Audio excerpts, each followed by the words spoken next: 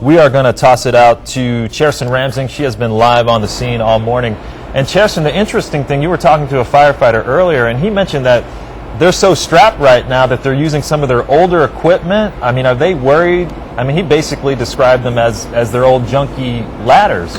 That's right. This is a 3-alarm fire, which means that every available firefighter in the city of Spokane is here on scene. One of the major challenges this morning, starting at 4:30 a.m., was the large amounts of smoke pouring out of the building in addition to the flames. And so they had to move from an offensive to a defensive attack where they brought every single firefighter out of the building because the structural integrity of the building just wasn't there. And so we're joined live this morning with John Griffith, who is with Engine 3. Talk to me about the water apparatuses here and the ladder trucks that you've had to resort to one of the older engines. Right, yes, this is an older ladder truck here. You can see how it's actually being steered with those ropes there, a pretty old technology.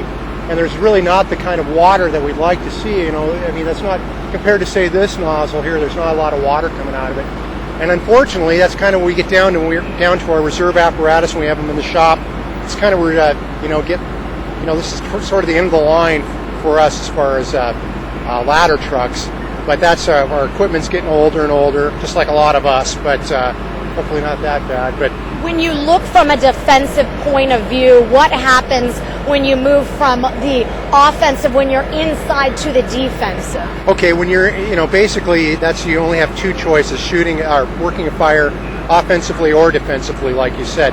When you're offensive, and Spokane has a really good reputation being really aggressive on an interior attack. When we go to a fire, first thing we do is we're trying to find the seat of the fire and put it out, and that means it's real smoky in there. You usually can't see anything, pitch black. You're kind of listening for the crackle, feeling where the heat is, and putting the water on it then. Of course, a lot of that's with your ladder crews coming and open up the top so we get some of the gases out, we can work the fire. Eventually, though, on a big fire like this, if you don't get it knocked down, you're going to go defensive. That's everybody comes out of the fire at that point, and then the fire, we fight it from the outside. Basically, it's about protecting other structures, and eventually, maybe a time we can go back in and put out the fire. But right now, everybody's out of it. The heat got too much. When you saw it flash over earlier, no one could survive that kind of heat, even though with our equipment. And looking here right now, just all of this smoke that keeps coming out, what is the danger or the health risk with all of this smoke? Well, there's carbon monoxide in the smoke and cyanide. Luckily out here where we are, we're getting a lot of, even though it smells bad, there's a lot of fresh air being involved too. But in there, you can see how black that is. You wouldn't survive for very long in that kind of atmosphere. Thank you so much You're for welcome. joining us this morning. That was John Griffith with Engine 3. So once again, this is a 3-alarm fire of the old Joel Furniture building. Right now, every single firefighter in Spokane proper is here at the moment trying to fight this fire.